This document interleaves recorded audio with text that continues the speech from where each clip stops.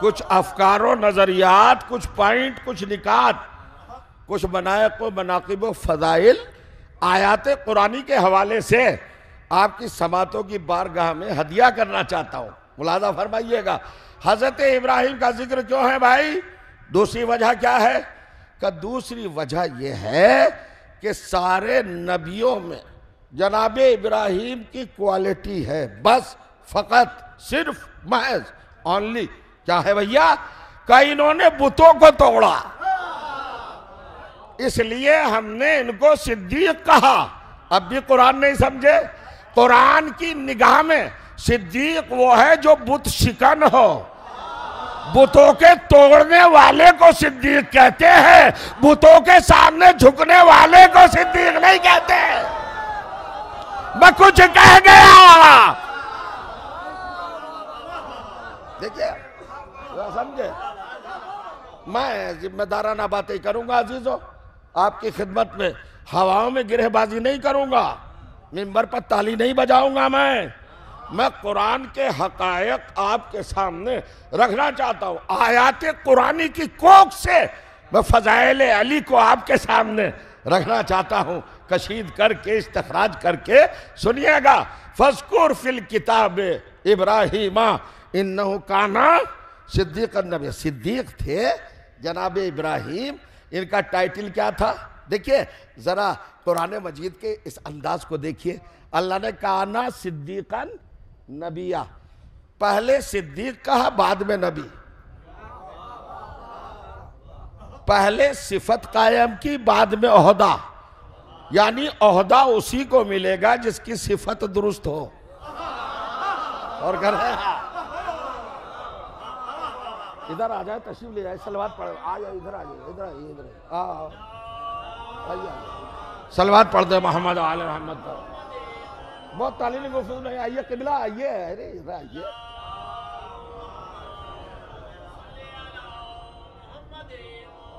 کیسے لگا خیریت سے؟ آئیے آئیے.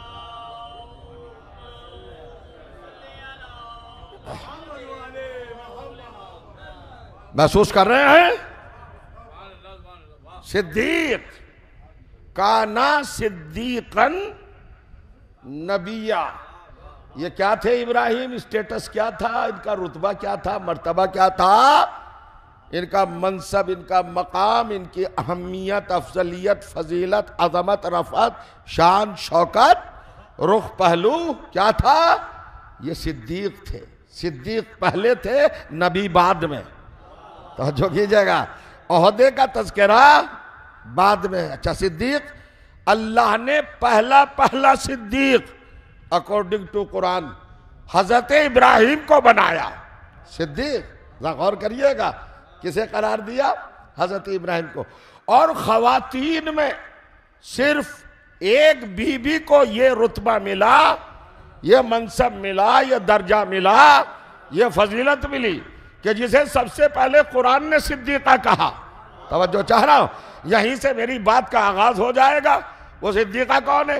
یہی سورہ مریم جن بی بی کے نام سے مانون ہیں اور منصوب ہے، انہی کا تذکرہ سورہ آل عمران میں، تیسرے سورے میں، وہاں بھی 42ویں آیت ہے. ارشاد ہوا، غور کریے گا، اللہ نے کیا فرمایا؟ جناب مریم کو یہ لقب دیا، یہ ٹائٹل دیا، یہ رتبہ اور یہ منصب اور یہ مقام عطا کیا. ساری عورتوں میں پہلی خاتون جناب مریم ہیں جنہیں صدیقہ کا لقب ملا. حضرت مریم صدیقہ ہیں. کون ہے؟ 42 القاب ہیں قرآن میں، 42 ٹائٹلز. توجہ کیجئے گا. کتنے القاب ہیں قرآن میں جناب مریم کے؟ 42. توجہ کریں. کچھ اجازت ہو تو سنا دوں. قرآن مجید میں آپ مطہرہ ہیں، مصطفیہ ہیں، عالمہ ہیں، علیمہ ہیں، عالمہ ہیں، آمنہ ہیں، امینہ ہیں، مومنہ ہیں، شاہدہ ہیں، شہیدہ ہیں، مشہودہ ہیں، صدیقہ ہیں، بطول ہیں، مادر رسول ہیں. غور کریے گا. عیسیٰ جیسے پیغمبر کی ماں، توجہ کریں، بی بی ہیں، معظمہ ہیں، مقدسہ ہیں. منصب کیا ہے؟ بطول ہیں اور صدیقہ ہے. صدیقہ ہے نا. سب سے پہلا لقب حضرت مریم کو صدیقہ کا نہیہ پروردگار سے حاصل ہوا عورتوں میں، خواتین میں. مگر میں آپ سے ایک سوال کر لوں، بہت ہلکا سا. اہل زبان ہیں، اہل خرد ہیں، اہل نظر ہیں، اہل دانش ہیں، سوجھ بوجھ کے مالک ہیں. لکھنؤ ہے نا، ادب کا گہوارہ. آپ ذرا سا اپنے معلومات کو چیک کریں اور میرے معلومات میں اضافے کا سبب بنے. توجہ کیجئے گا. یہ بتائیے اللہ نے جناب مریم کو پیدا ہونے کے بعد صدیقہ بنایا؟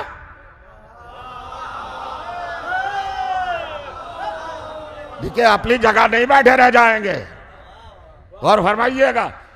حضرت مریم صلوات اللہ علیہا کو یہ لقب، یہ درجہ اور یہ منصب کا. اچھا ایسا تو نہیں کہ لوگوں نے، خاندان والوں نے، چاہنے والوں نے، جناب عمران کے فالوورز نے،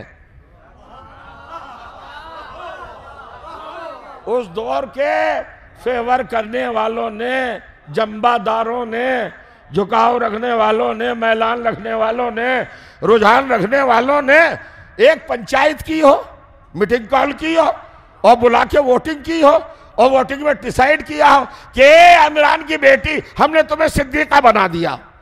کیا ووٹ کے ذریعے صدیقہ بنی؟ پوچھنا چاہتا ہوں. تو جواب ایک ہی آئے گا. کیسی باتیں کرتے ہیں ممبر پر.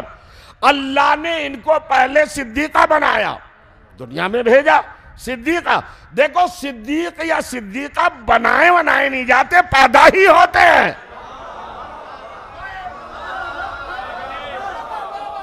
اب بس شاید ایک ہی سوال کے حل کرنے میں شاید گفتگو تمام ہو جائے. آپ جیسے جینیس، انٹلیکچولز، نابغہ، ذہین لوگ، نورانی چہرے میرے سامنے بیٹھے ہیں. خاک شفا کا وجود رکھنے والے کربلائی افراد میرے سامنے بیٹھے، جن کا خمیر ولایت سے ہوا. وہ لوگ بیٹھے جن کی گھٹی میں شعور ولایت شامل ہے. ان کے سامنے عرض کرنا چاہتا ہوں، نوجوانوں اتنا بتائیے مجھے تاکہ میرے علم میں اضافہ ہو. حضرت مریم صدیقہ پہلے بنی یا ماں پہلے بنی؟ اتنا پوچھوں گا. دیکھیے گا شاید زندگی بھر بات یاد رکھیے گا جس پوائنٹ پر آپ کو لا رہا ہوں. حضرت مریم ماں پہلے بنی یا صدیقہ پہلے بنی؟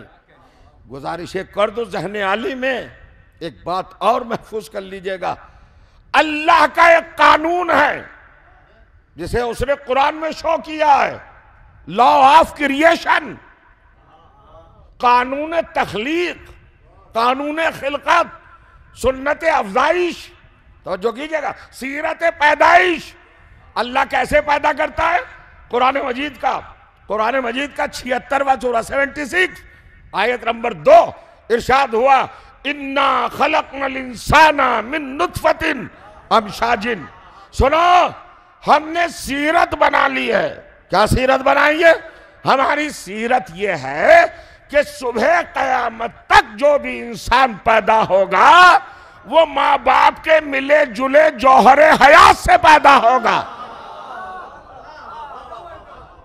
ذرا احتیاط دیکھیے، آداب ممبر دیکھیے، یہ ہے حفظ مراتب. دیکھیے میں اس لفظ امشاج کا ترجمہ، نطفہ امشاج کا ترجمہ کر سکتا تھا جو لغت میں ہے، مگر تطہیر ممبر اور عظمت ممبر مجھے روک رہی ہے. ماں باپ کے ملے جلے جوہر حیات سے ہم نے ہر انسان کو پیدا کیا. توجہ چاہ رہا ہوں. سنت بن گئی، سیرت قائم ہو گئی، قانون آ گیا، لو اللہ نے قائم کر دیا، فکس کر دیا. اور پھر چیلنج دیکھو، لن تجد لسنت اللہ تبدیلا.